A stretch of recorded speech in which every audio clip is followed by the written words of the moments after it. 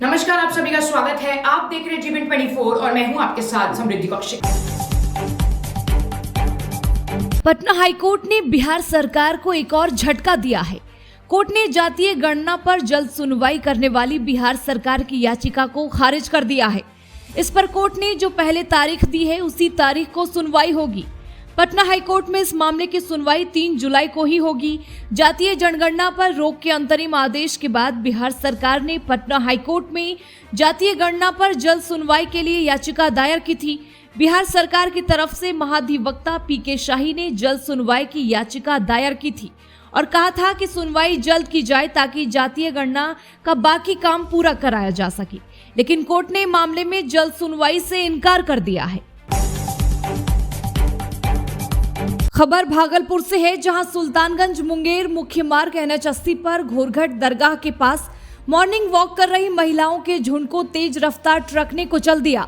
इस दिल दहला देने वाले हादसे में 2 महिलाओं की मौत घटनास्थल पर ही हो गई, जबकि 2 महिलाएं गंभीर रूप से जख्मी हैं।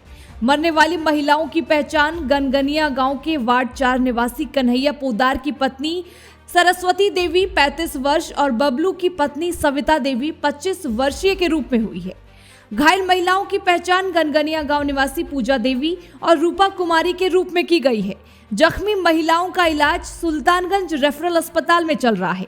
जानकारी के मुताबिक मंगलवार की सुबह करीब 4:30 बजे हर दिन की तरह 5 महिलाएं मॉर्निंग वॉक पर घर से निकली थी। सभी महिलाएं पीर दरगाह के पास पहुंची ही थी कि पीछे से आ रहे तेज रफ्तार ट्रक ने कुचल दिया। आगामी लोकसभा चुनाव में भाजपा के खिलाफ विपक्षी एकता की पहल करने वाले सीएम नीतीश कुमार ओडिशा पहुंचे। वहां उन्होंने ओडिशा के सीएम नवीन पटनायक से मुलाकात की। उनके साथ डिप्टी सीएम तेजस्वी यादव और जदयू के राष्ट्रीय अध्यक्ष ललन सिंह भी थे। विपक्षी एकता की मजबूती को लेकर बीजू जनता दल प्रमुख व सीएम नवीन पटनायक से बातचीत की। आज शाम ही वह बिहार लौट आएंगे। इसके बाद खगड़िया में कार्यक्रम में शामिल होंगे। सूत्रों की माने तो सीएम नीतीश कुमार 11 मई को मुंबई जाएंगे।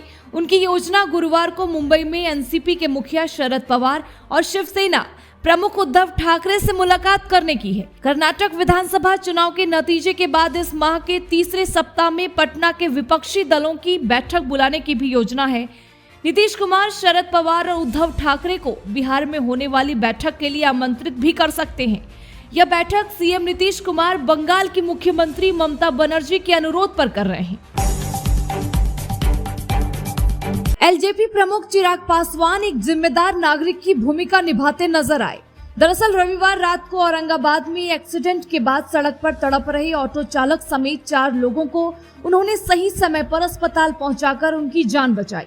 चिराग पासवान झारखंड के गढ़वा से लौट रहे थे। इस दौरान शंकरपुर पेट्रोल पंप के पास दुर्घटना के शिकार हुए टेम्पो चालक समेत 4 लोगों को उन्होंने अपने काफिले की गाड़ी से अस्पताल पहुंचाया।